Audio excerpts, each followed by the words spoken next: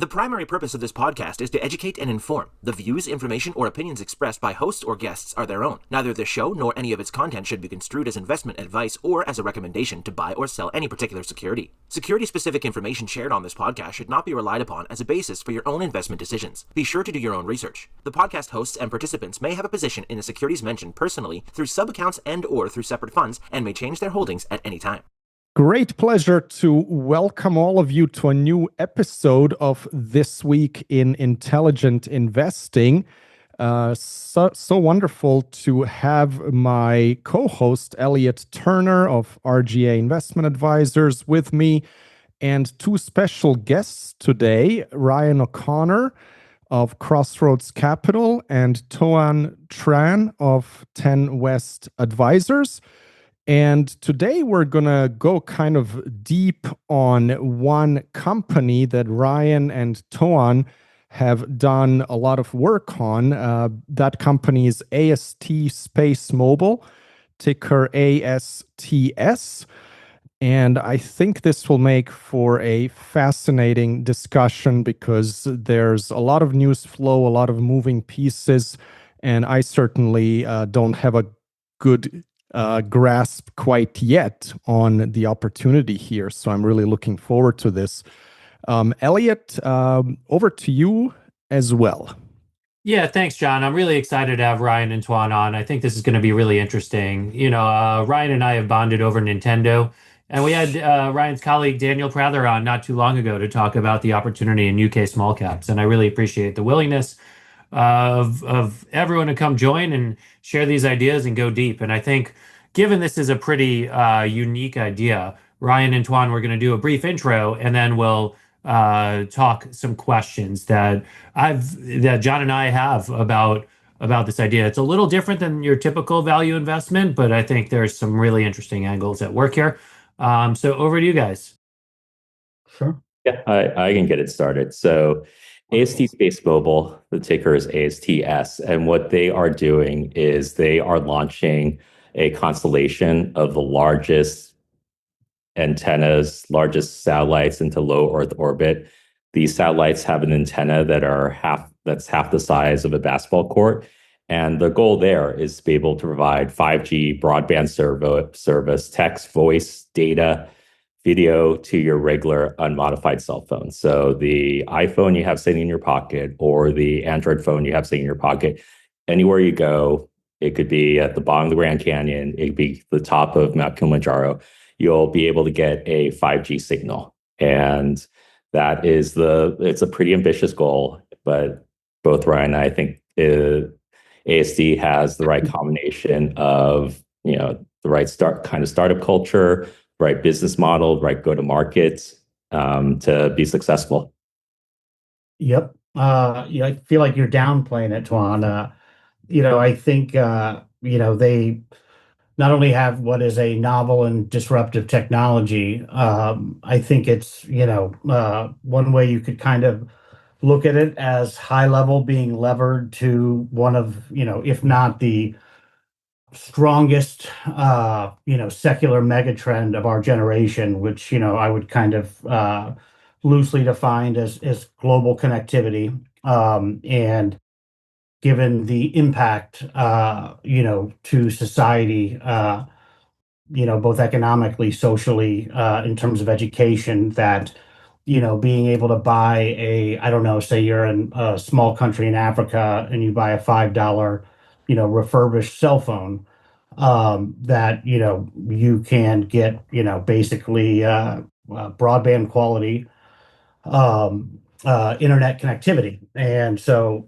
I think there are very few kind of high level trends in this world where you could look out 10 years from now and say with a very high degree of certainty that not only are there going to be more mobile broadband, subscribers in the world, but that, they should still be compounding at a very, very attractive rate. So, it's not just their kind of multiple modes or innovative phased array antennas.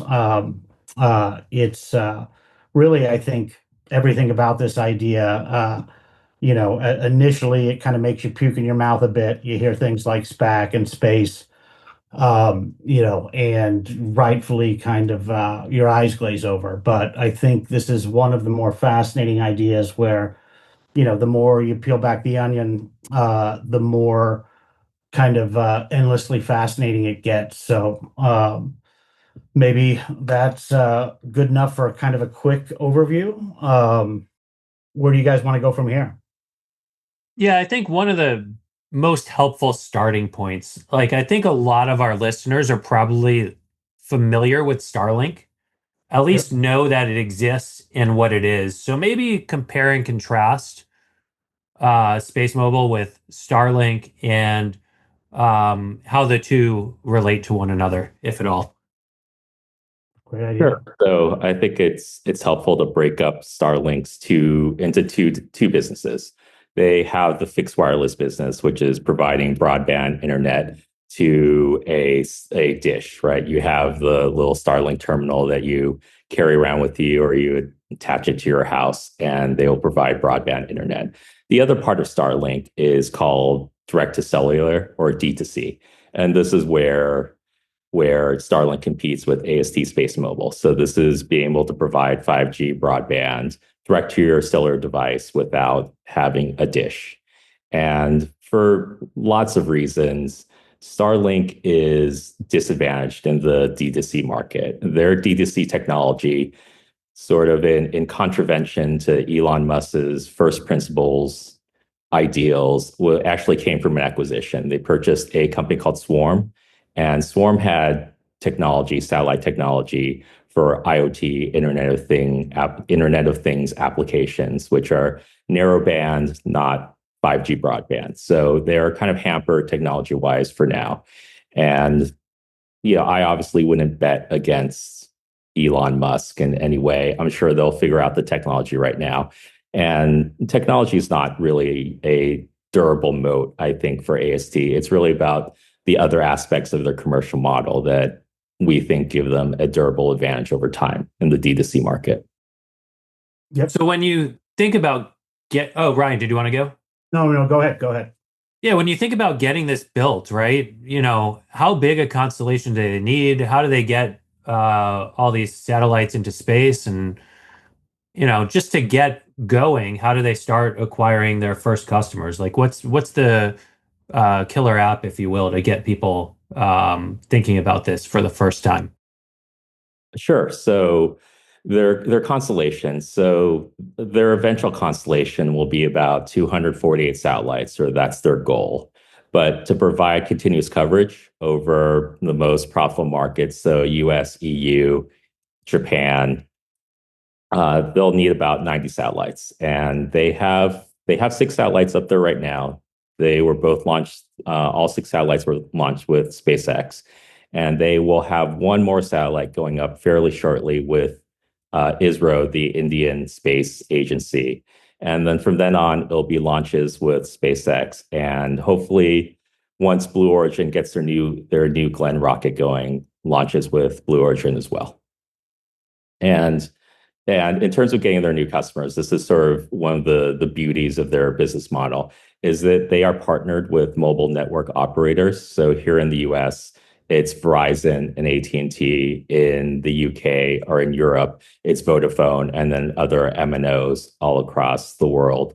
And instead of having to spend a ton of money trying to acquire customers, they have, for example, here in the US, both Verizon and AT&T as investors and partners. So AT&T and Verizon, hopefully in about a year or so, they will be able to go out to their customers and say, hey, we can give you satellite internet anywhere you go, and it'll cost you $10, $15 per month. And that is an incredibly smooth, frictionless way of customer acquisition, because AT&T and Verizon have both done internal surveys, and they think a good portion of their customer base would be interested in this. And it's sort of an insta subscribe, right? The customer, I see this promotion, I say, yes, I want this. And you can start stacking subscribers very, very quickly. Yep. One thing, I would kind of add to that is, there's, going back to the kind of contrasting with Starlink, and, their fixed broadband business, and then, their kind of attempt to, provide a kind of working D2C product. One thing that I think when you compare and contrast that should really stick out is, I think what is AST at now, Tuan? Something like, I think 52, either definitive agreements or, MOUs, which represents something like 3.2 billion in total subs. And so clearly, I mean, obviously, Starlink is a direct competitor to the MNOs in their, kind of fixed broadband business. So, um, when you look at the kind of dominant market share of all the kind of leading telecoms globally, there's a lot of different reasons why you can kind of break down why you see such a one-sided result outside of kind of the superior tech. But when you really think about it, for example, Elliot, if you're going to launch a constellation, given the not just the time it takes to get the sats built, produced, and sent into space. I'm trying to think of the best way to put this. It's a quite an endeavor, and it's also space. So if you go back and you look at prior LEO cell service based space companies, you're going to see basically a endless dumpster fire of scenarios, which pretty much every single one, in fact every single one has ended up in bankruptcy.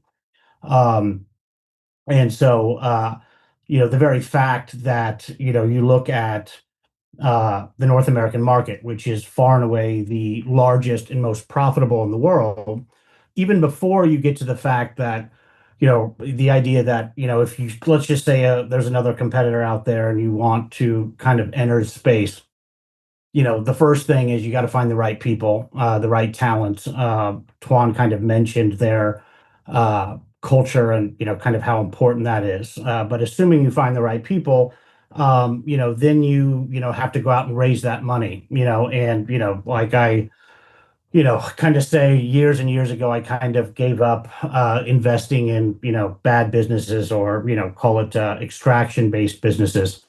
The type of businesses where everything can go wrong, will go wrong, and it's just extraordinarily hard, even if you pick your spots, to do well over time.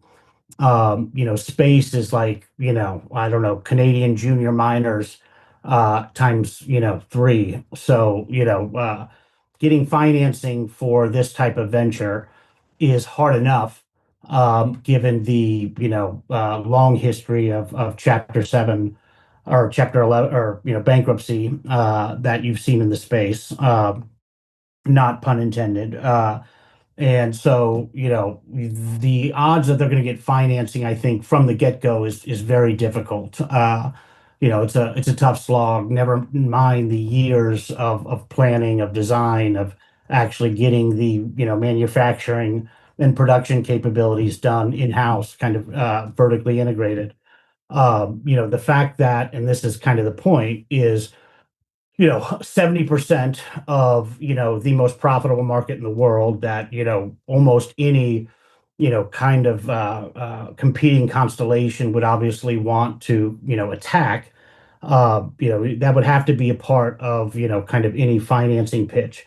So when you have 70% of the market essentially locked up, and then the other 30% is locked up by a competitor like Starlink, I think a lot of people, I think, are grossly overestimating just how hard it will be to, create. This is definitely a Buffett business where, if you gave someone 10 billion and tried to, go at it, try and take their share, is going to be difficult, from the get-go. But when you take into the fact that the market share in the primary market that is going to fund the overall vision is essentially locked up, and even getting a small toehold would be extraordinarily difficult. So, that is, I think, a very important point here. Who knows? I think at least in my underlying estimates, I assume, Starlink will eventually get their act together, will eventually be a competitor, and throw in one or two more competitors, and I still think you have a very, very good business in a very good growing industry. But it's just, I don't see how this doesn't kind of evolve into what I think will be, essentially a winner take most duopoly over time.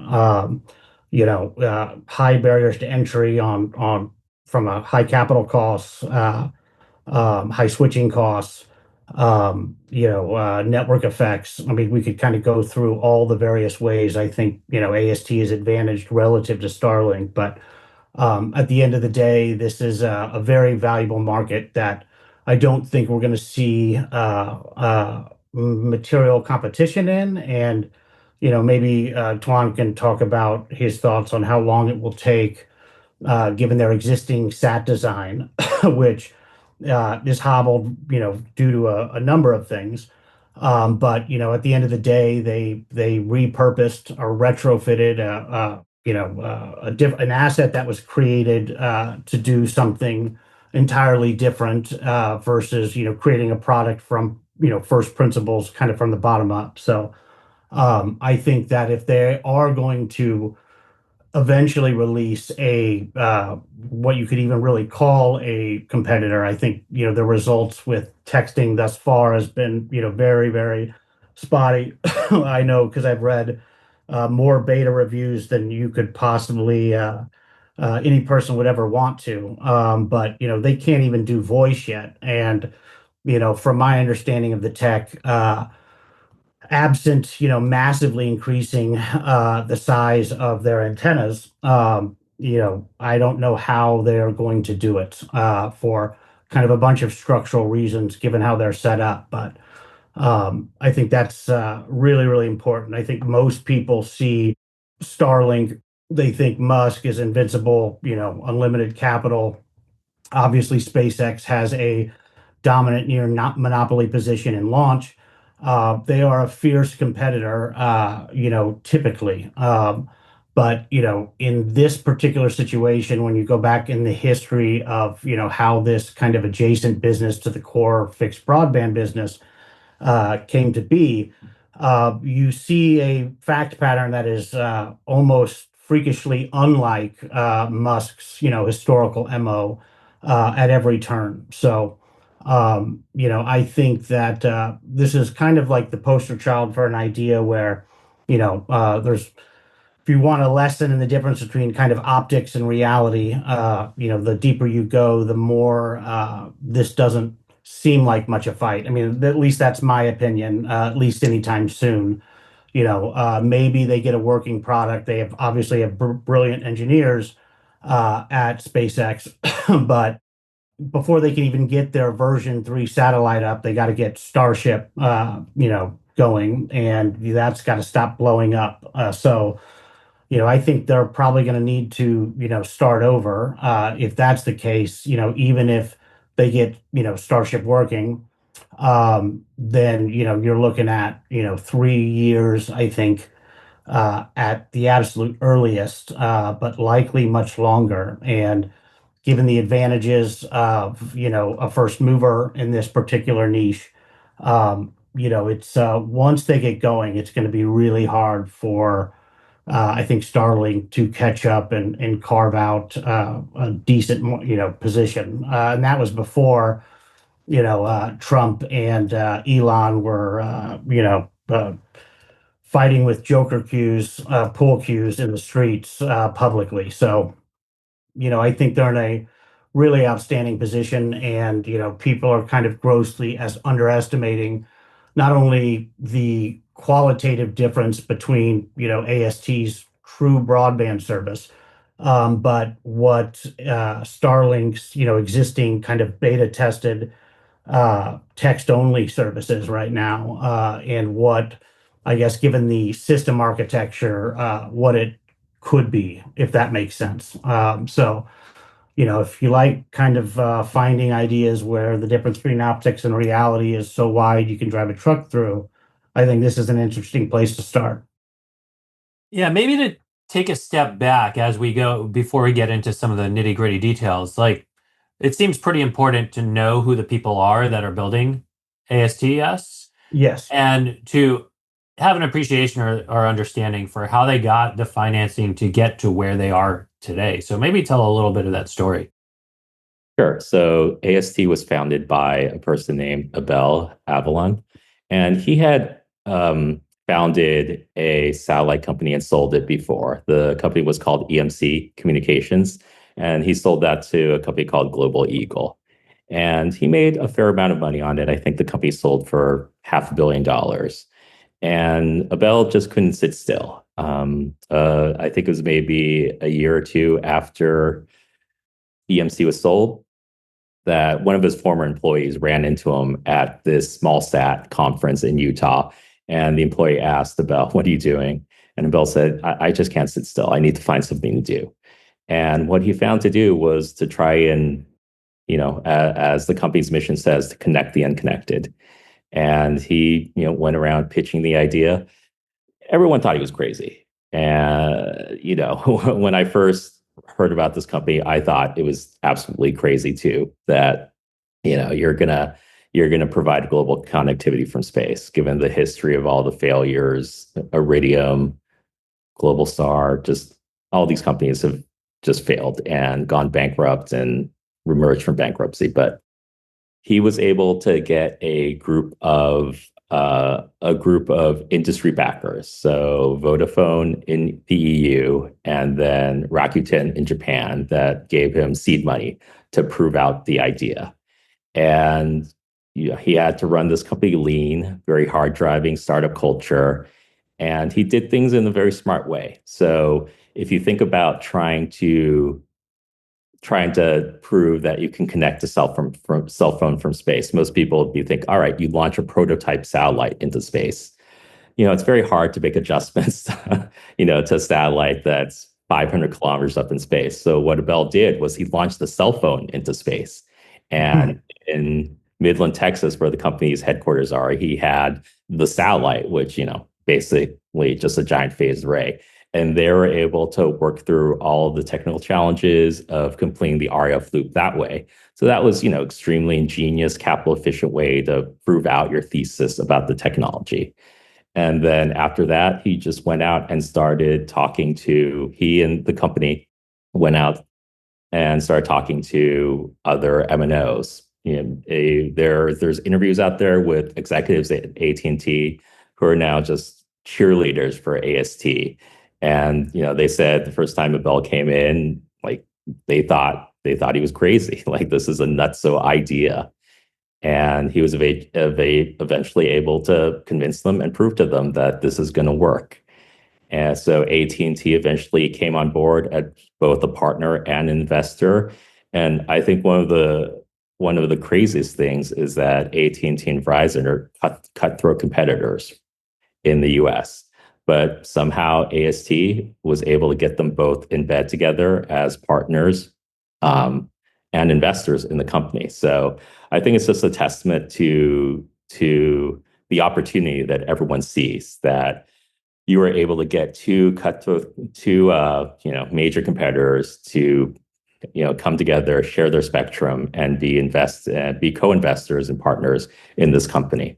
And I think that track record of starting in 2017, getting to 2025, having gotten your first 6 satellites into space, you're on the brink of starting the launch campaign for your constellation. That's a pretty good track record. That was a lot to do in 8 years, and I think that just speaks to the culture that comes from Abel, comes from the top. And even now, if you kind of ask around to people, employees, right now they're in production hell, just like Tesla was during the Model 3 ramp. You have just people running around the factory floor with their hair on fire, people sleeping at the factory, Abel's at the factory all the time.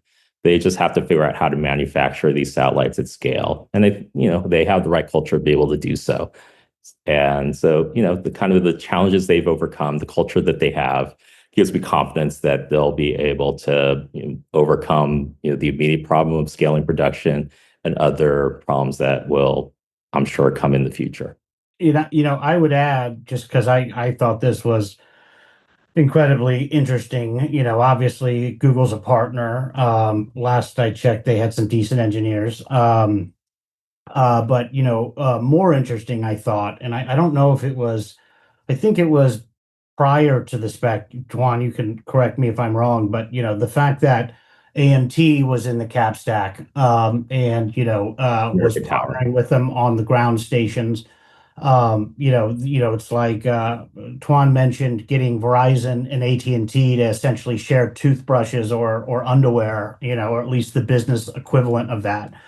Given that AST is essentially terrestrial towers in space, to have AMT partner with them so closely early on, really, kind of caused me to raise my eyebrow, given that, my understanding, and it's been this way for a long time, is that when it comes to emerging wireless technology, there's essentially no one, shrewder or wiser at kind of handicapping the probability of success on that front. So when you have such a interesting culture, a very Elon SpaceX, culture, filled with, I guess, people that are the right type of crazy, deeply passionate about, truly changing the world. And, people can throw that out there in a way that sounds cliche and trite. I think this is, undoubtedly that. It's actually kind of hard to overestimate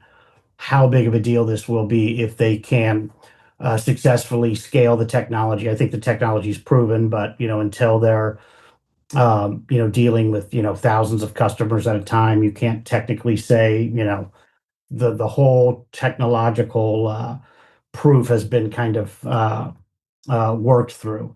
But you just have extraordinarily smart people, especially from at least our own internal channel checks, working for the company, believing in the mission on a very deep level. But then you add on top of that such an interesting crew of mortal enemies and kind of well-known and brilliant RF engineers and just scientists when it comes to space-based technology jumping on board, and that should pique your eyebrow. If we were earlier in the stage, that might be one thing, but I've been kind of blown away by the tonal difference with all of its partners, prior to testing versus post testing, say over the last year.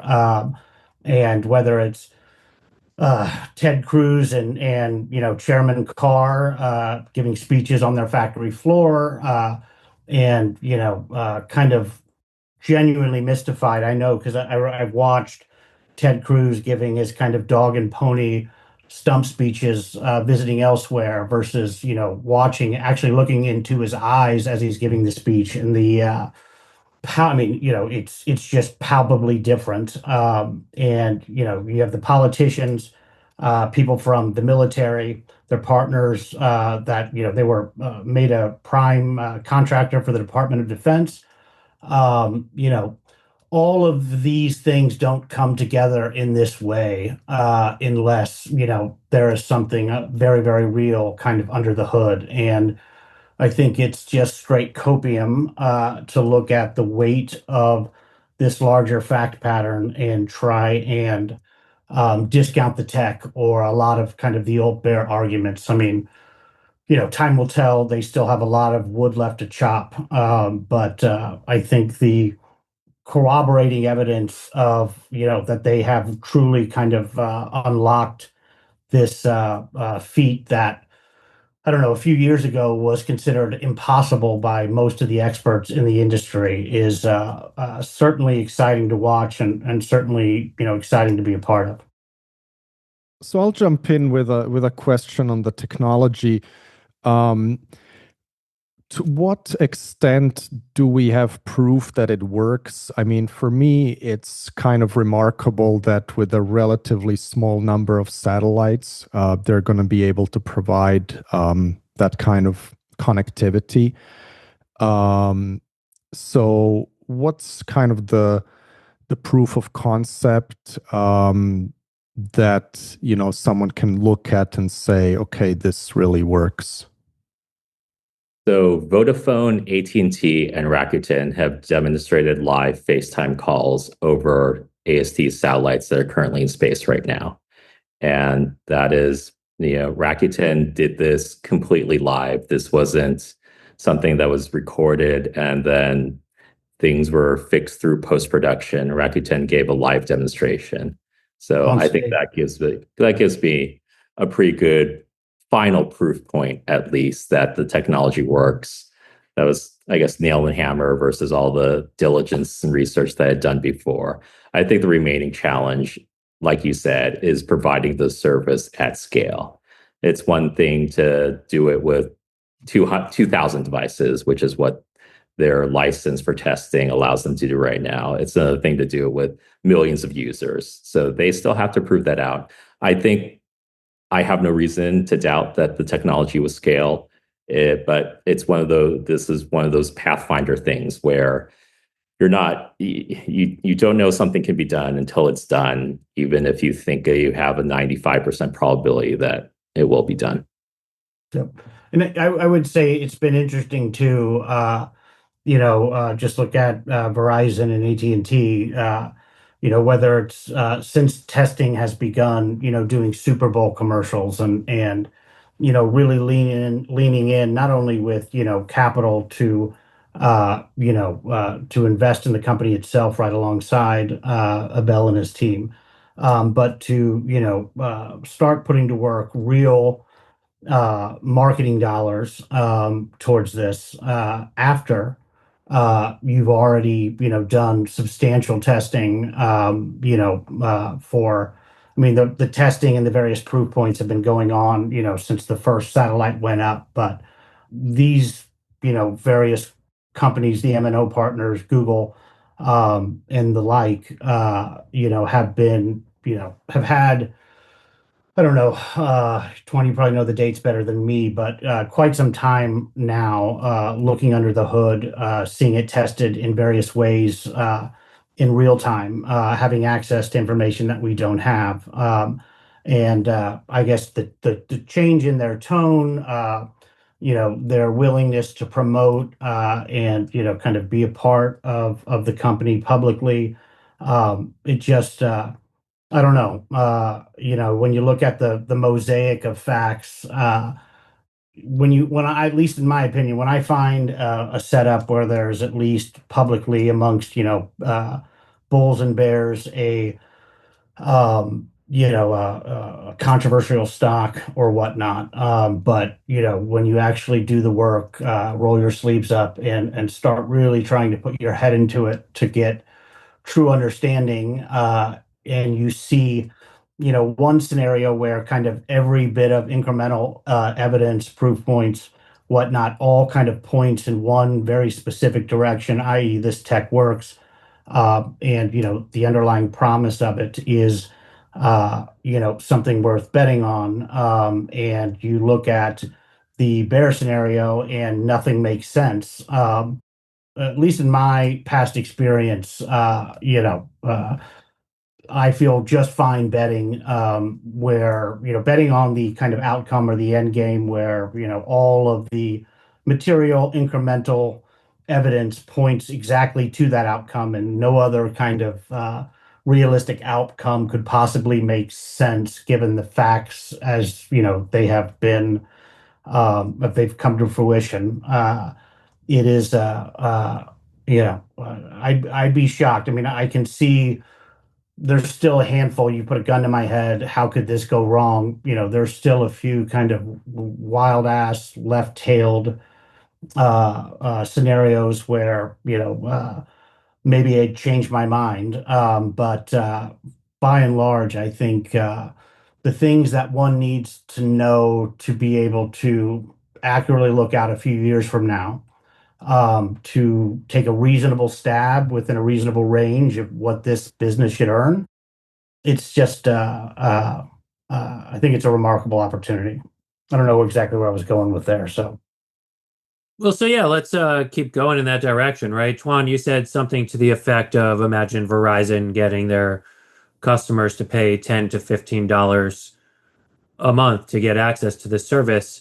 I mean, I guess to kind of like dive into what sort of addressable market and how big it could be, are you talking incremental to what they're already paying to get access to Verizon? And would my regular hardware, I'll admit I'm on an Android, but would an Android or an iPhone work with this technology, or would there have to be a different kind or new kind of RF added chip added to the phone to make it work? And I guess relatedly, right? You said it could work at the bottom of the Grand Canyon.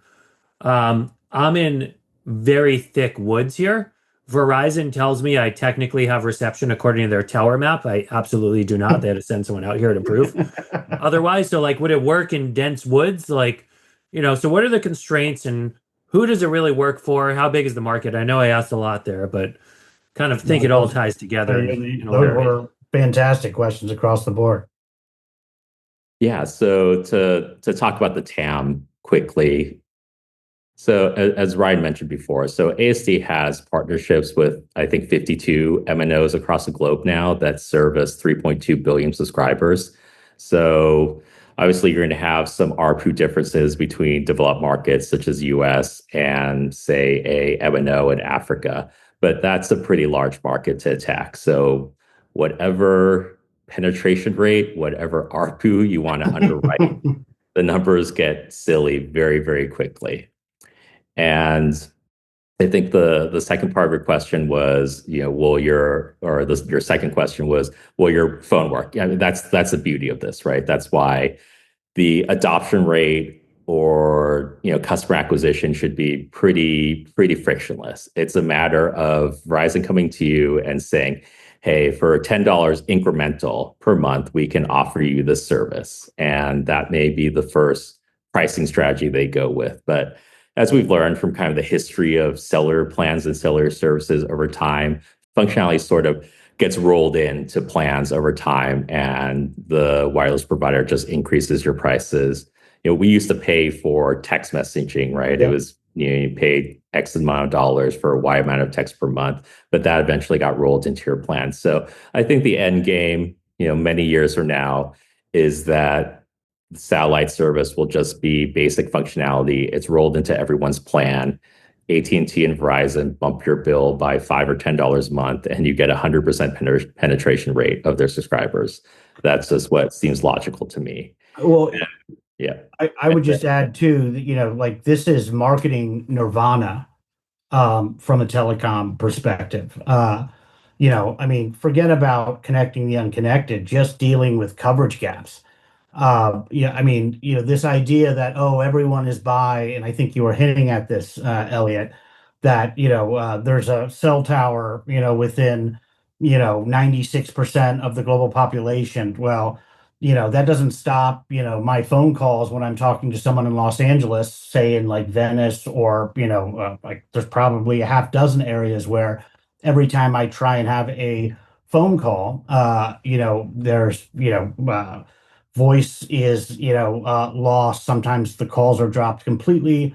I've talked to probably 30 people, whether it's they would pay, skip the Chipotle or Starbucks, one day a month.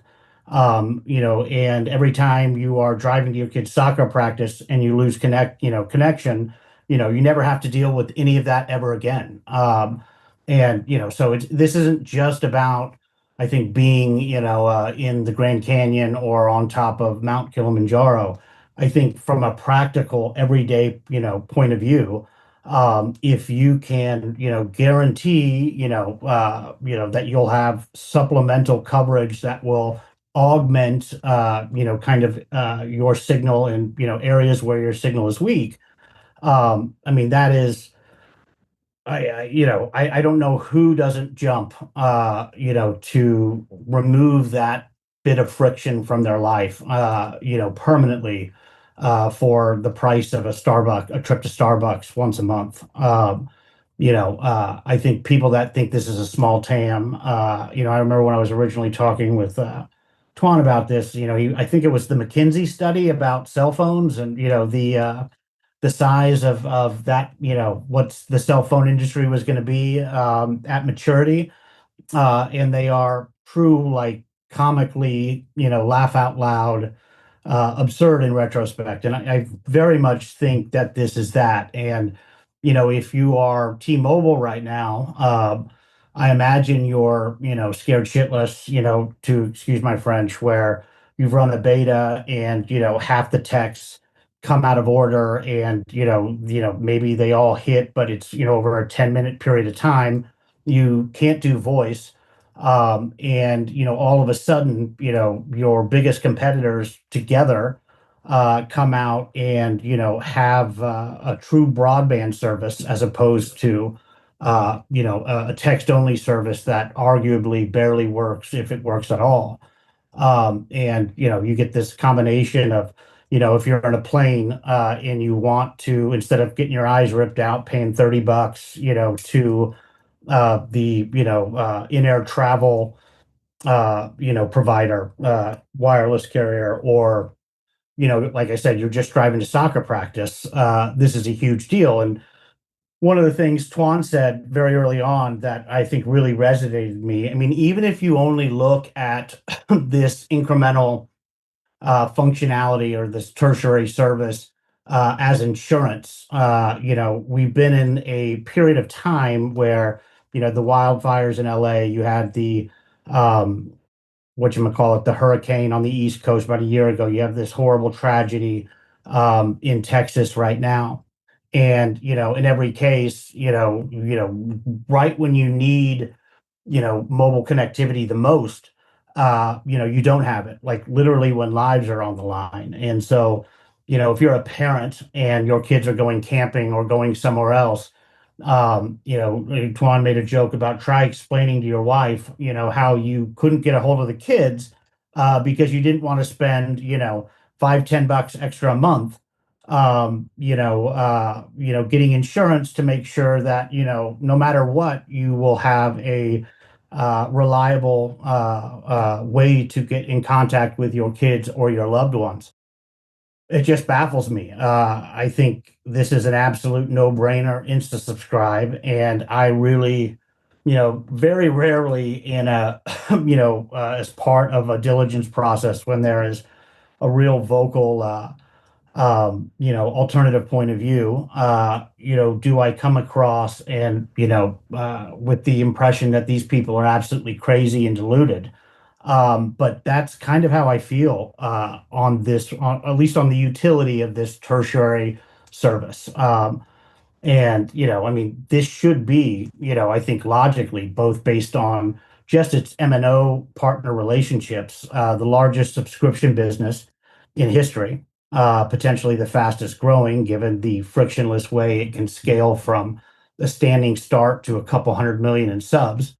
And, on top of that, it's just kind of common sense, given the 52 M&O partners globally, that in time, this should be the largest wireless carrier in the world, for a bunch of reasons. But when you think about, who knows, they got a lot to prove before we can start talking about trillion-dollar market caps. When you look at the fact pattern of what a business or an entity has to have in place foundationally for that type of outcome to be realized, I think it's a very specific set. And, AST has not only one of the most beautifully capital efficient business models I have ever come across in my 20 years as a public markets equity investor. I mean, just the multiple moats, massive established TAM, growing TAM. It's a basically, a basic human need. Human beings are social. They will pay for the necessities. There are parts of the world where, they don't, even having a cell phone is, prohibitively expensive and completely out of reach. The way, unlike, say, if you're thinking about a lot of the lower income countries throughout the world, Starlink was successful, providing a very kind of high-priced luxury service to the few people in these countries that can afford to pay, $500-$600, upfront for a fixed antenna, and then, $130 plus, something like that for the ongoing subscription to make it work. Where, as I said earlier, given the backward compatibility of, this service, someone in Africa can buy a $5 refurbished phone off the street corner, and it will work instantly right away with them. So, unlike, or I should say, Starlink doesn't have within it. Not only is it, dramatically more capital intensive, business that is a lot more complex. But there's no way they are going to be able to truly transform these, lower, GDP per capita income countries, just because of the nature of the service, blocks out 90% of the population. Obviously, the ARPUs aren't going to be very high in these countries. But AST has this ability to leverage higher ARPU markets, and kind of pass that along to provide connectivity to the rest of the world. And the incremental margins on that dollar, essentially all fall straight to the bottom line. So it is a really, I don't know, now I'm ranting, but it is a very special business that really does have a, in time, a shot at, lifting entire countries out of poverty, given, the economics of building cell towers in these countries obviously doesn't work. I heard the other day, I think it was on X, someone talking about how a good buddy of his who had lived, I forget which country it was in Africa, just sticking with the theme, but was talking about how they, no one would invest to build the towers and the rest of the, kind of requisite infrastructure because the copper would get stripped basically immediately. Again, to have a company that within a few years' time has a better than average shot at, doing away with all of that, and just turning, lighting up these economies with global, instant, true broadband connectivity without having to go through the towers and all of the issues that come with, connecting the unconnected in poorer areas of the world. They slide right through all of that frictionless, and have created a, truly like the holy grail solution for a large swath of the countries around the world that currently do not have any or even basic kind of telephony voice infrastructure. So not only is there an extraordinarily high return on invested capital for building the constellation, the return on human capital is even more astronomical, and that is a very rare convergence of two aspects are kind of enclosed within a single business. So I think it's something special. Yeah, to answer the final part of your question, Elliot, about working through foliage. So the beauty of having partnered with AT&T and Verizon is that AST will be using their 800 megahertz, what they call premium low band spectrum here in the United States. And the spectrum has the best propagation characteristics, even terrestrially. And AST has said they've tested this thing and it works one or two walls. So if it goes through one or two walls, should be able to go through some leaves for you, Elliot. And they tested in cars, they're testing on airplanes. So that's a good thing about being partners rather than adversaries with the mobile network operators, is that they are willing to help you out and provide you with good spectrum. And there's no risk of the CEO of the competing company calling you a pedo on X, right. or changing his mind on a dime. Right. And I think the other thing that is interesting to mention, beyond just having a revenue opportunity for the mobile network operators, this is potentially a cost saving opportunity for them too, because there's a lot of towers in rural areas that don't get a lot of usage, and it costs hundreds of $1,000s a month, mostly in power costs, to keep these towers powered on. So AT&T has mentioned that this could be a potential CapEx and OpEx savings for them, so that when rural towers aren't being used, say at nighttime, they can just shut it down and have AST service those areas. AT&T mentioned, they have regulatory responsibilities providing copper landlines to rural areas, and this costs them billions of dollars per year. So isn't it $6 billion? Doesn't it cost AT&T $6 billion, something like that? Yeah, Crazy. it costs them a lot of money. So they've talked about using AST satellites as an alternative. Instead of having to maintain these copper lines to provide phone service, they can just use AST to provide phone service to these rural areas. So it's a gigantic win-win for the mobile network operators, both in terms of boosting revenue and cutting costs, which results in expanding margins, which every business loves. Especially our telcos with their debt load and the maturation of kind of their core markets. But yeah, I mean it's pretty crazy. I'm sure AMT doesn't like that kind of element of their model, but they win in a lot more ways than one. And then conversely, from AST's perspective, they don't have to deal with customer acquisition or retention. They don't have to deal with billing.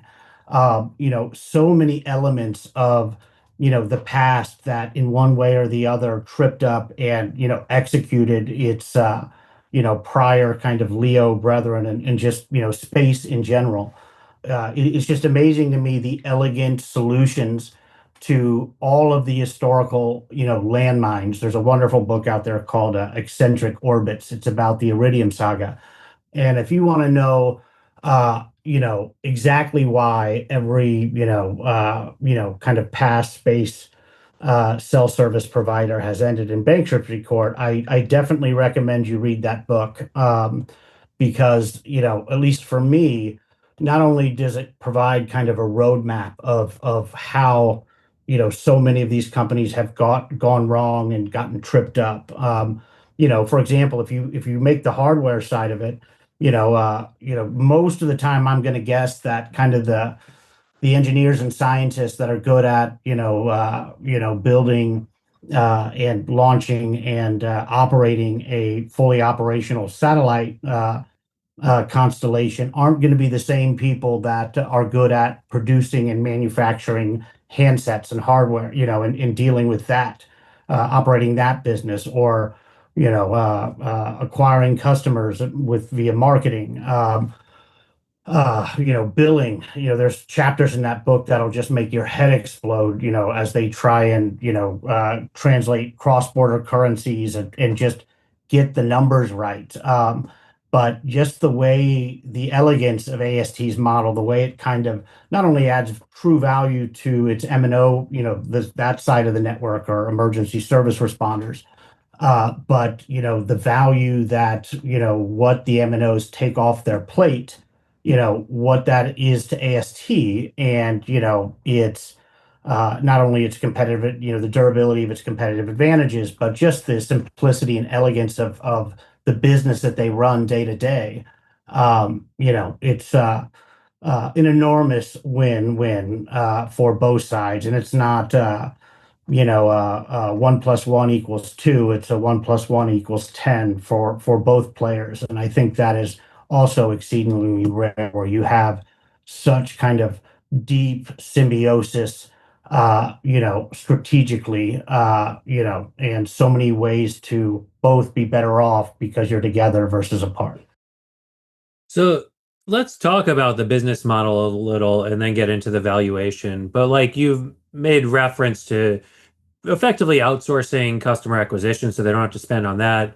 If they get $10 to $15 if Verizon gets $10 to $15, how much do you think would, or is there a relationship in place where you know how much will drop down Yep, 50 to 50. AST? And 50, what 50, 50, 50 at the beginning. And then again, Tuan, correct me if I'm wrong. Logically and intuitively, the people that sign up with them first get kind of preferential terms, but the split should move more towards AST. Kind of the later you are in adoption and partnering with them, the better the economics will be for AST. and Yeah. is Yeah. there any incremental cost to servicing one incremental customer from AST's perspective? Like with their existing invested capital, how much revenue could they generate? How much profit could they make on that revenue base? Well, let's do some basic back of the envelope math. Yeah. So While Ryan pulls that up, I'll yeah. just kind of kind of setting the big picture about how people access the internet. So most of the time, I would say for me, 99 to 95% of the time, I'm at home or at my office somewhere with Wi-Fi, and that's my primary means of internet access. When I leave my office or my house, then I am on the cellular network, and again, that might be 5 to 10% of the time. When AST gets their satellites operating, that's going to be a tertiary service, right? Where I'm not on Wi-Fi, I'm not in cellular range. I am somewhere where I will have to use AST satellites. And if you sort of look at the oversubscription ratio, and the oversubscription ratio is how many subscribers can be oversubscribed to a service, given that not everyone will be using the service at once. So for each tier of service, primary, secondary, tertiary, the oversubscription ratio goes up. So, fiber internet here at my house, AT&T might oversubscribe, let's call it 100 to 1. For cellular service, depending on where that area is, the oversubscription ratio could be anywhere from 1,000 to 1 to like 100,000 to 1. Once you get to tertiary service, this is where kind of in the beginning, you're almost buying insurance, right? Like, I have life insurance, I have homeowners insurance. What's my utilization of that? Hopefully zero, right? And so AST can oversubscribe their satellites to a very, very high ratio. And that kind of, maybe that goes back to John's question where he asked, how can they support a global customer base with 90 satellites and eventually 248? It's because, the service at the beginning, it's, again, tertiary supplemental service. You're not really going to be using it a lot of the time, but you're willing to pay for it for the times that you do need to use it because it could be very, very high utility during those times. Can I ask a question on that briefly? Just, if you're going to market this kind of disaster insurance connectivity, right? Mm-hmm. If you're in an area that's pretty densely populated, and suddenly, like I'm thinking about the blackout in New York City, for example, that we had, I don't know, 20 years ago, or maybe even a little more. Yeah. And everyone wants to connect at the same time. Like it's not going to work anyway, right? Everyone's going to be. Yeah. If everyone in New York City wants to hop on and watch Netflix, hop an AST satellite, that's not going to work because video just requires a ton of bandwidth. But the times where you just need voice or text, AST will be able to support a lot of users. And as they're able to densify their network over time, they're going to launch more and more satellites as they're able to pay for these satellites out of cash flow. And they will do something called MIMO, multiple in, multiple out, where your cell phone will be communicating with multiple satellites. So you'll be able to get more capacity that way. And what I don't think the marketing message that the MNOs will go with is really disaster scenario. Obviously, that's one. I think there's a ton of value even for, I live in LA and there's plenty of spots in LA where cellular service is pretty spotty. And sometimes all I need to do, I'm in the pickup line at my kid's school. Service is just horrible there. All I need to do is send them a text, say, "Hey, I'm here. You can come out and get in the car." And that doesn't work. And this is a huge experience for all the students there, all the parents there. I'm sure if I went to any of the parents, it'd be like, all right, for just this one specific niche use case, you could tell your kid the drop-off line in school, would you pay $10 a month? And I think it'd be nearly unanimous. Yep. So I think it's just. Let me give another example, Elliot and John, to kind of give you an idea of the majesty of the business model, and the utility of it. So obviously the attach rate from a subscription kind of point of view with the M&Os is you can get as we'll see shortly, some very, very large numbers essentially the second the constellation flips on. But another key element, and I think this goes into kind of the marketing message and building mind share rapidly amongst a large and growing percentage of let's just say the North American population. But for example, we have a vacation home, my wife's family, in Steamboat, Colorado. We live in Kansas City, but for various reasons, we typically drive from KC to Denver and then to Steamboat. It's I think to Denver, it's like a 9-10 hour drive. Well, on that, vacation trip, and this will hold true for every family across America that's jumping in the minivan to go to the lake house, an hour to 4 hours away, usually in kind of the middle of nowhere. But on my way to Denver, granted, not everyone likes kind of drinking fire or drinking information through a fire hose like hedge fund managers do. But there's probably 4 or 5 times throughout that trip where I'll lose all service for 20 to 30 minutes, at a pop, which I absolutely hate. I just get immediately, fundamentally uncomfortable.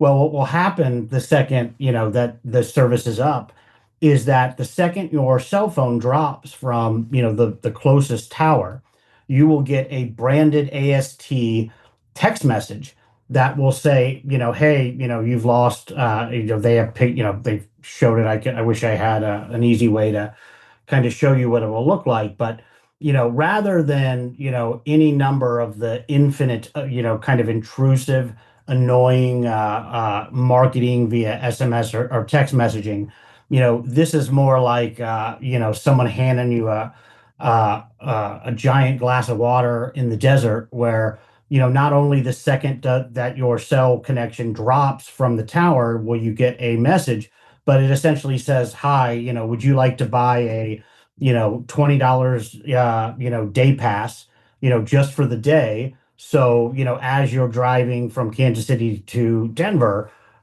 you can be assured that you will, maintain connectivity. And, if your kids are trying to call or your parents trying to get an idea of where you're going to be and when you should arrive, you're going to be able to make those calls. And so, I just sit back and I think every family in North America, going on vacation, in the winter, in the summer, I'd say maybe the majority of them are probably going to have spotty service or lose service altogether on that road trip. And, constantly, kind of de facto automatically every time that phone drops, and more free marketing cost, they don't have to spend a dime to build mind share. It's just a text that goes out from AT&T. We probably won't, get to like how to think about valuing that and how much kind of high margin recurring fee revenue could come just from these dropped calls, going on vacation, let alone in, kind of a big city where there are coverage gaps or whatnot. But, just the fact that they have this marketing flywheel that, costs them nothing, that is constantly getting in front of their kind of target core customer, and better, than that, costs them nothing. And it's actually the type of, marketing, direct to phone that you want to see, where it's, the clouds are parting, thank God, now I'm, back connected to the matrix where I can read 10Ks on the way to steamboat. But I think people that's another part of this business and this model, and how it creates this kind of flywheel, that costs them nothing, that is just going to keep steadily growing awareness and mind share amongst the population, outside of the enormous sums of capital that their MNO partners, Verizon and AT&T, are going to willingly spend a lot of money stealing T-Mobile's customers, for as it is. So I think that is very, very special and very unique as well, and talks to this wholesale 50/50 revenue share model and why it's so powerful. And because it is in kind of the obvious ways, but it also is in kind of the less obvious ways, where you have to really kind of spend some time and think through all the ways in which it makes money, and kind of the effect that that will have both on the brand and people's mind share of the brand over time. So, just in terms of the timing to have the kind of offering that you just described, Ryan, family driving around the middle of nowhere in the US, to have that at scale, how many of those satellites will need to be in place? What's the timeline on that? When do you think that their partners are going to be able to go with those kinds of marketing campaigns? So, they, from their own words, middle of next year. This is space and it's hard, and you're launching sats, so there's always lots of variables that could kind of feed into the delay. But they have at this point in time, I think 60 launches contracted, and redundancy built in, where they will, over time, Blue Origin is going to be their kind of New Glenn will be their primary launch partner. But they have contracted out through next year, paid a lot of money to have at least 60 slots. And so at 25, call it by the end of full year 25, you should have partial kind of non-continuous coverage. By the middle of next year, well, at 25 too, and this is also a key inflection point, where right about 25 sats is where they'll become, operationally cash flow break even. So that doesn't include, capex for, more sats. But there's, an enormous amount of kind of non-dilutive funding from MNO partners, and, Exim Bank, emergency first responders, as they continue to hit these milestones. I think the biggest one will be end of year at 25 sats. They'll turn that on as non-continuous, until we get to, say, the middle of next year. They need between 45 and 60 sats to go continuous coverage in all their kind of core markets. So North America, Europe, and Japan, primarily. And that should be, call it middle of next year. But I think comfortably as we head into 2027, certainly in the highest margin, or most lucrative market, or markets globally, they'll have continuous service sometime around then. And then, as they densify the constellation and optimize the network, they'll add, other, parts of the globe as, the constellation, kind of matures. But, at about 100, they should be able to do, provide service to the entire globe. And, so sooner than you would expect, given, I think the predictability of these, revenue, this hockey sticking in revenue and free cash flow.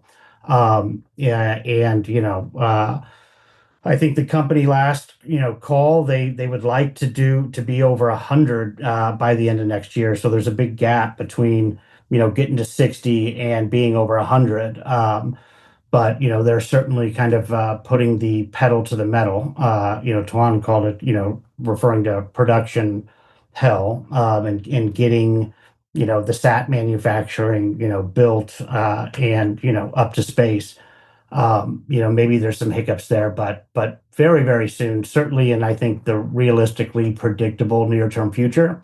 And I'll touch on another piece of the business model that I think is kind of wildly misunderstood and grossly underappreciated is I look at if you just take two of their earnings engines, or think of it as their core verticals, and I think the three primary are going to be DoD military applications, emergency service, first responders, and then the consumer broadband opportunity. And keep in mind, all of these are global in nature, so it's not just North America. But if you look at both AT&T and Verizon's first responder, subs, FirstNet, and I believe Verizon's is Frontline. Just from AT&T's FirstNet, they have over 7 million, emergency, responders, subs every year. Unlike with consumer broadband, where, well, I think the end game is, they'll draw, the ARPU will come to a level where it's just kind of automatically folded into their plans. And kind of the TAM is unlocked that way, probably something to, at maturity, greater than 50% of subs will join in, given just, how affordable and cost efficient, adding this extra layer of insurance is. Well, with the first responders, you don't have to guess the attach rate. I mean, it's not going to be, 100%,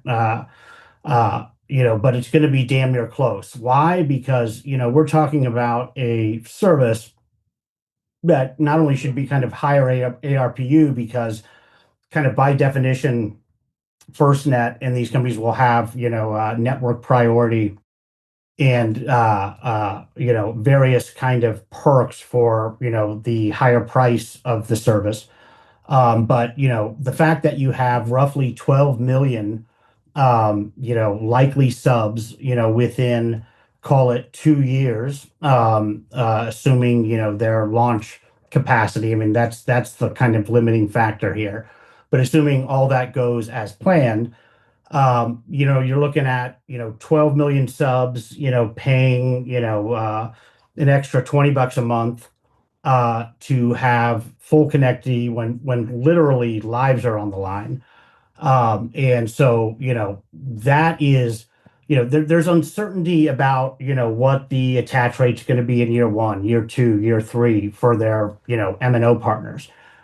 There is dramatically less uncertainty, what the attach rate will be for Frontline and FirstNet, firefighters, and, the heroes that are down in Texas right now, helping people with that the tragedy. And again, connectivity went out. And, it's not going to require, say, someone, Musk, sending in like he did with the LA fires, trucks with the fixed antennas in there, like it'll just be available. So 12 million times, if it's $20 a month, that's 10 to AST. You're going to get, call it, with pretty, conservative scenarios, call it EBITDA of 800 million from FirstNet, and maybe another 550 from Frontline. So you're already looking at kind of 1.3 billion in EBITDA. This is a high fixed cost, very high incremental margin business. So the EBITDA margin is going to be, on that kind of fully scaled, just the North American emergency service business. It's going to be well over $1 billion. And, I think that covers, its current, market cap several times over, just because of the predictability of that. And, there's a bunch of different ways we can kind of walk through what that's worth. But before you even get to the 3.2 billion, subs of their, leading telecom partners, you have a much more predictable, very, very sticky, really game-changing transformation from first responders and emergency service workers, that, gets you, to, I think, slap the lowest, multiple you can intellectually defend, I don't know, say 20 times, and, you're already at, 150%, 200% of the current EV. So, you could look at it as you're getting this mind-boggling, optionality in this kind of almost unimaginably large TAM, for free. And, that also assigns zero value to the rest of the platform optionality. So defense, which I think is going to, be a couple $1 billion a year business and should have maybe arguably the highest multiple of them all. You're getting that for free. You're getting, Internet of Things for free. You're getting, everything from, in-flight connectivity to connectivity on cruise ships, where, the cruise lines charge, an arm and a leg. There's just so much opportunity to kind of just annihilate the market caps of competitors by, providing a fundamentally superior value, global broadband at affordable prices. It's just it's a really, really unique, special business. But if you kind of root the valuation today in just the emergency service side of the business, I think you get a quite asymmetric risk reward, and then you layer on all the rest of the platform optionality.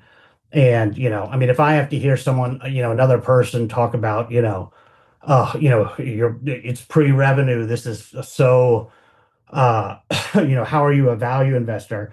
I'll just throw myself off a building, just because it's so stupid. I mean, if you're building a pipeline, do you use traditional valuation metrics when it's half done? No, you look forward, to the asset being complete and fully operational, and kind of back into a reasonable estimate of owner earnings over the medium term, based on that. And so, I think it's really important. Yes, it is. I don't know what the market cap is right now. Probably 15 billion, something like that. The EV, at least fully diluted. 15 billion for a business that, I have tortured the inputs, to the three kind of earnings engines, or the three pillars of its model. And, I really can't get any realistic, even remotely realistic scenario where the combined three of them don't do a kind of collective 5 billion in free cash flow, over, call it, the medium term, so 2 to 3 years from now. And we could argue about what the terminal multiple of a, kind of last mile communications infrastructure asset would be worth. But I'll tell you this, it's probably a lot more than 20.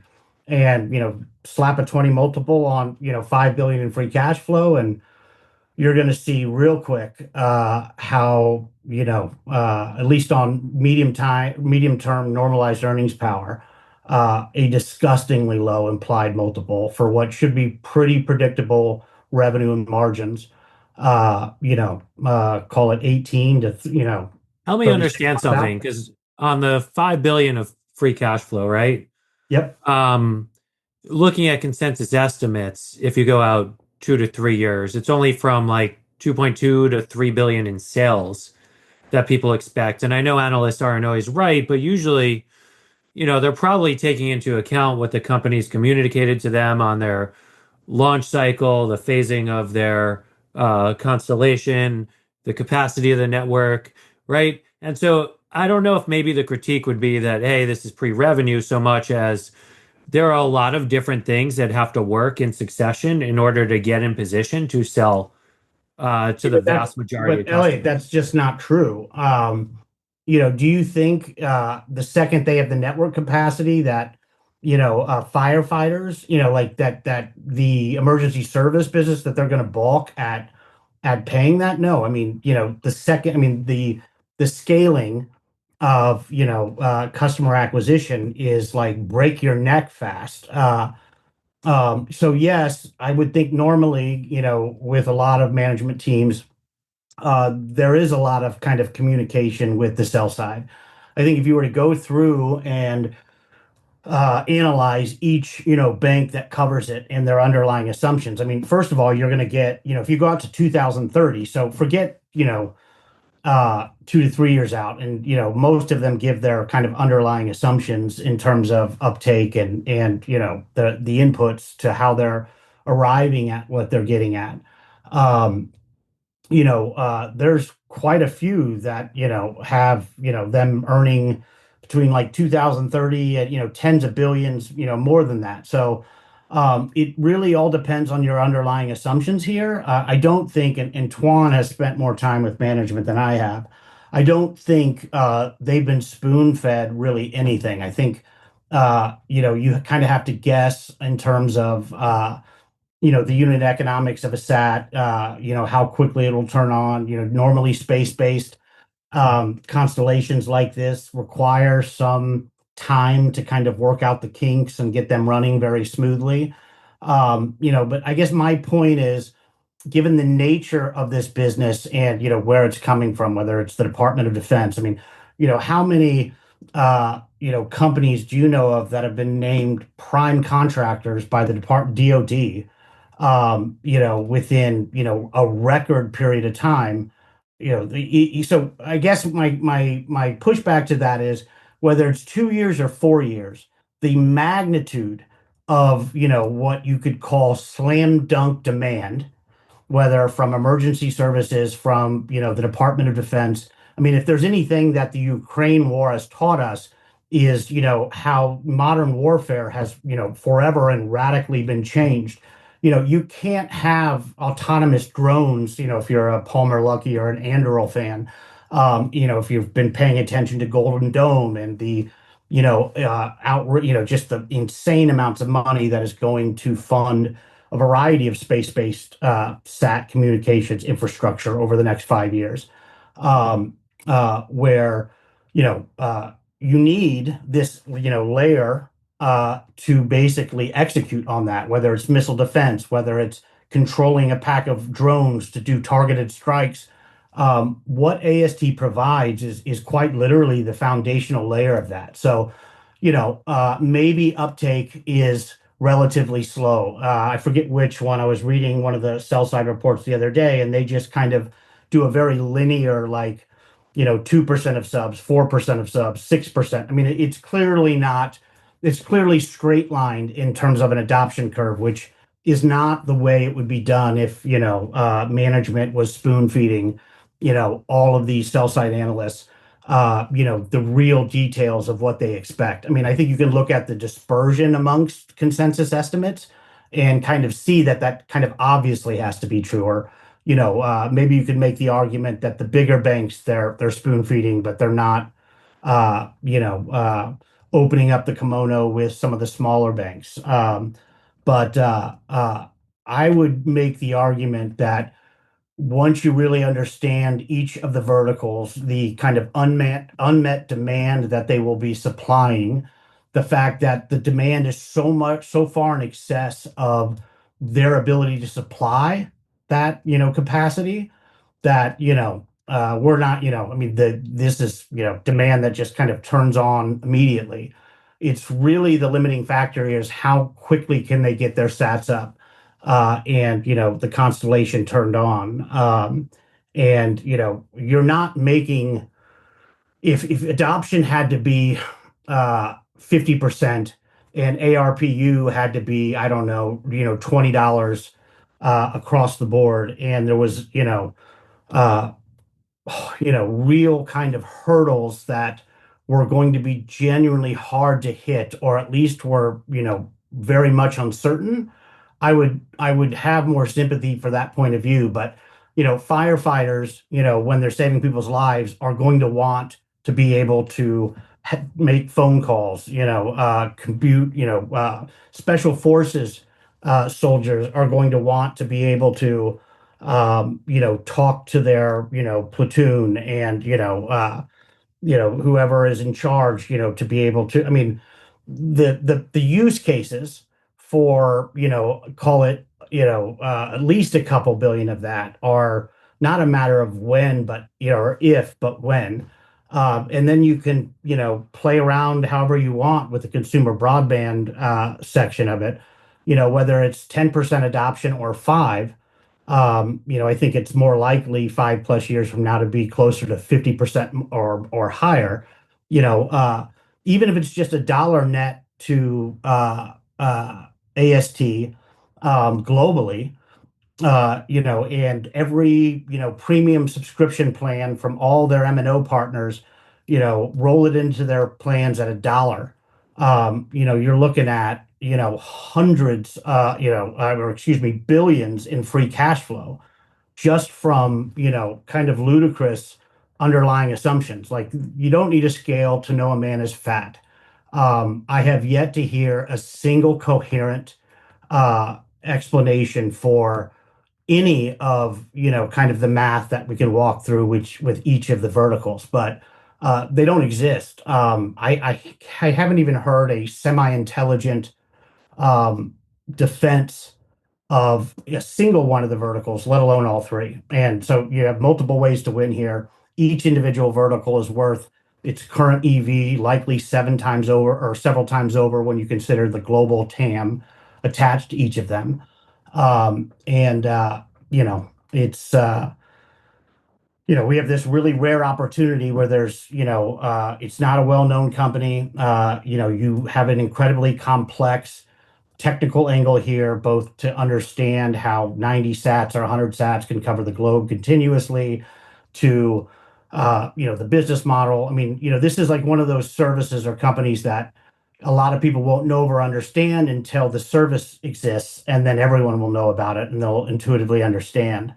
But I have really tried hard to kind of sandbag things in a way where you don't at least get the current EV in terms of the net present value of what it's worth 5 years from now, and I can't do it. Whether consumer broadband, just say $1 net to AST and 20% adoption, you're still looking at market caps between 150 billion and $300 billion. Is there any risk that something doesn't work once, instead of like a dozen people on a satellite, you have 1 million people starting to connect? Well, I'll answer it short. High quality problem. He's in a better position than me to do it. I think there's absolutely going to be growing. They're gonna. It's like kind of managing yield in a sense. They got to get their legs underneath them. But I don't think structurally, network wise, there's any issues. What do you think, Toan? I think, to your specific question, what if 1 million people try to connect to a satellite? It depends on what they're trying to do. The capacity for text is basically infinite because text is, just small piece of data. It doesn't matter in what order the packets arrive. If it's voice, they're still going to be able to support a lot of voice users. Voice is harder to do because the packets have to arrive in sequence. And for things like video, yeah, obviously we're not supporting millions of users watching Netflix, but you don't have to do that to provide a lot of utility to users. And to more of the core of your question, it's really proving out that the network scales. Once they prove the network scales, it's sort of the end game. Once you prove it scales, I have no doubt about demand. And we've talked a lot about the consumer broadband or the consumer opportunity. And Ryan touched upon sort of the defense applications as well. I think for me, and what I've learned from investing over the years, is that it's really important to understand what a company really does. You can look at, say, Amazon. Was Amazon really a bookseller? People called it an online bookseller for a long time when, back in the early 2000s. But Amazon really, at its core, built a ton of data center capacity and a ton of logistics capacity. So they were able to deliver anything, and they were able to provide computing capacity at the lowest cost through the cloud. If you look at a company like NVIDIA for a long time made GPUs for PCs for people to play video games. But at its core, that wasn't NVIDIA. What NVIDIA had was technology to provide high performance compute at the lowest costs. And so when I look at AST, really over the long term, is that they have a key enabling technology. With their satellites, they can control the electromagnetic spectrum anywhere on Earth. And you can think of a million applications you can build on that, and there's going to be a million more that people are going to be able to come up with to build on that key enabling technology. For example, the Department of Defense, AST technically isn't pre-revenue anymore. They have some defense contracts. And what these defense contracts are, it's for communications, obviously for one, and there are also non-communication services. So things like, you can run radar from these satellites and be able to detect things like ballistic missiles being launched. You can track an EM signature anywhere on Earth. I think the military will have a use for that. The companies made mention of having their satellites overfly Ukraine and be able to track individual cell phones and know their location. There's things like alternative PNT, which is navigation. So, the US right now spends a couple $2 billion a year maintaining the GPS network, and it's old technology. There's better technology, something that AST can provide where the signal can't be jammed. You can provide XYZ coordinates at a much higher precision. So that's another use case. So there's just going to be a ton of use cases that people are going to build upon this key enabling technology. And if you have a key enabling technology that is globally scalable, that's one of the necessary and sufficient ingredients for the companies that have reached $1 trillion in market cap. So, that's the way I like to think about AST. It's not just about providing 5G internet in the forest to us. It's about all these applications that people will build on it over time. Beautifully stated. Is China launching satellites or doing something similar? Yeah, so I think over time we're going to have a bifurcation of networks, just like we have now. We banned Huawei telecom equipment from our networks. A lot of our Western allies did as well. China, I'm sure will have, they do have direct to cellular connectivity on some Huawei phones right now. They provide it through satellites in orbit and geostationary. And I'm sure they'll have similar technology over time. But, just as AST will never operate in China, China's AST equivalent will never operate in the US. So it's just going to be a bifurcation of the market. Thankfully, outside of China and other countries that may partner China, there's still 3.2 billion subscribers that we're partnered with. There's a couple billion people that have no connectivity. So it's a large market that even if split, that will be fine. Just fine. Yeah. And so to get to that point where they're really ready to ramp up revenue and subscribers at scale, what does the financing picture look like? Are they going to need more money, and how's that going to work? So there's about $1 billion of cash on the balance sheet right now. And they're funded through cash flow break even on an operating basis, not a free cash flow after CapEx basis. But we're pretty close to a terminal share count. They've been issuing equity to fund the business. I think we're at about a 370 million shares outstanding right now. In my models, I just assume the terminal share count is 400 million. And we're getting pretty close. So $1 billion, that's enough to launch close to their full constellation, 60 satellites, and cash burn will reduce over time as revenue comes in. So they're pretty close to putting the financing or the equity dilution risk to bed. So yeah, I think at least in my models, I put in a $400 million terminal share count. That's what I assume, and Other people can model different things. Sure. I would just add that, for example, let's talk about the emergency services angle. Who knows if this will be the case, but I think AT&T and the government have spent something like 21 billion building out FirstNet, the service and whatnot. Um, what is it worth to them to go from 80% connectivity when you need it to 100%? So to speak. But the point is that given, the amount of capital invested, what's kind of at stake, you spend $21 billion for emergency services, where, in the last 2 years, we've had like 7 tragic, emergencies, where, that money hasn't done a damn bit of good. With, AST, they kind of close that, loop, and I guess actually realize the promise that they have been working towards for many years and many billions of dollars. So the question is it worth to close that loop? Is it worth them prepaying a year's worth of service to fund sats being put up into space? I think that's an absolute no-brainer. Given the political pressure to not have wasted $21 billion, trying to provide emergency services during emergencies where, you can't do that yet. There's one angle of non-dilutive financing.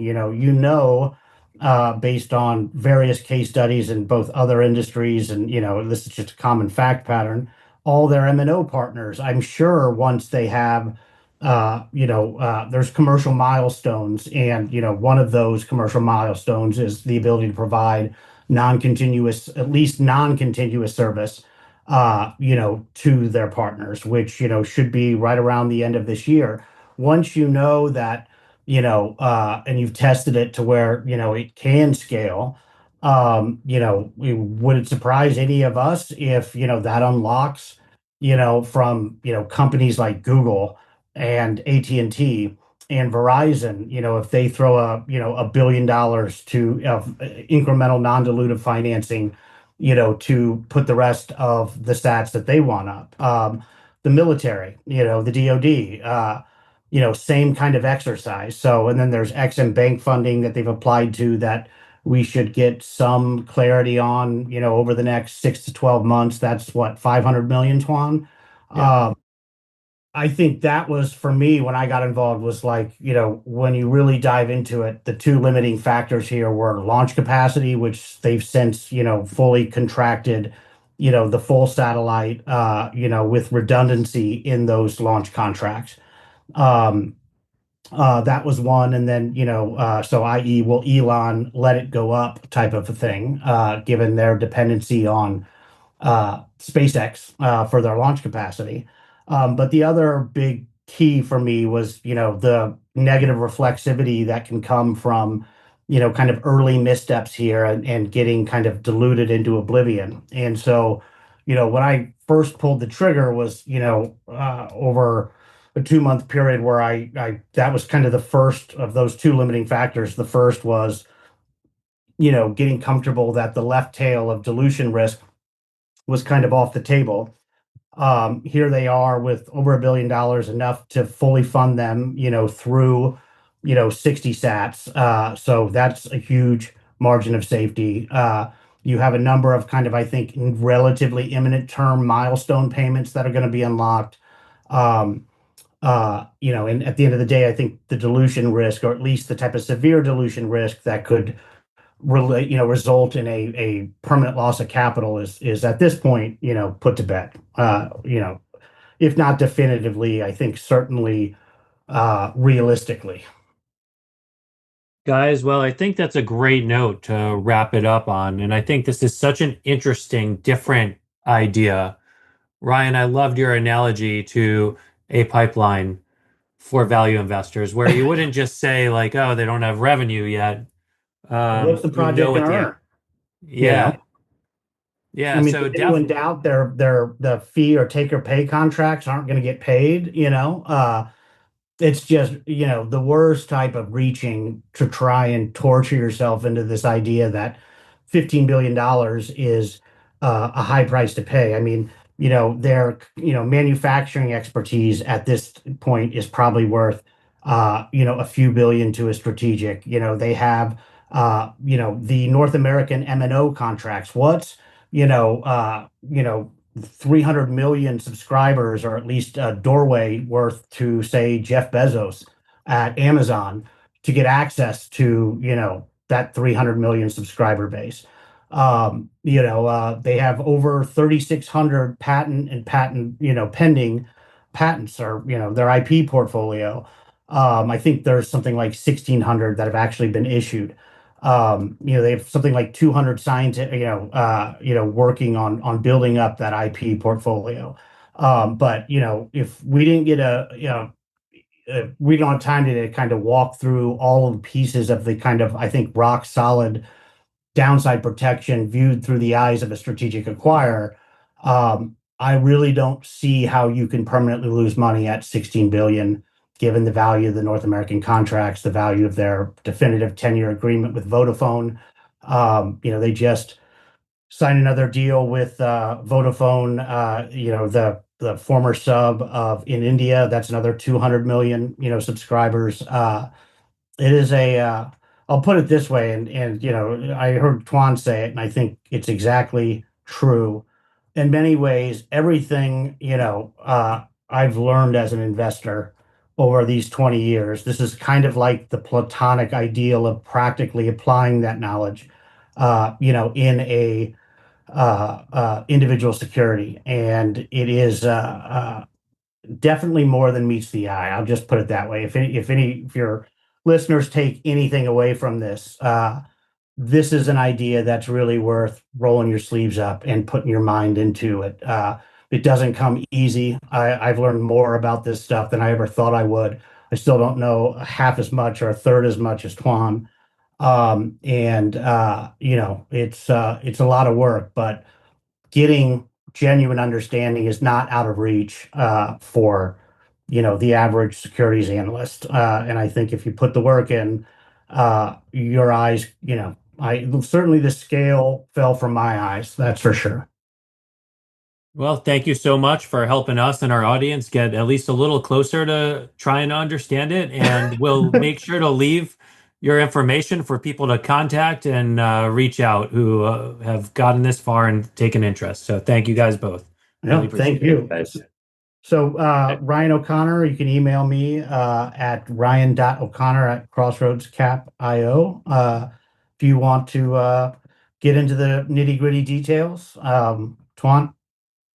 Sure. Toan Tran at 10 West Advisors. So my email is ttran@10 westadvisors.com. Thanks, guys. This was terrific. Take care, everybody. A lot of fun, guys. Let's do it again soon sometime. Absolutely. You guys take care. Be well. See you guys. Thank you for listening to This Week in Intelligent Investing, brought to you exclusively by MOI Global, the research-driven membership organization. Learn more at moiglobal.com.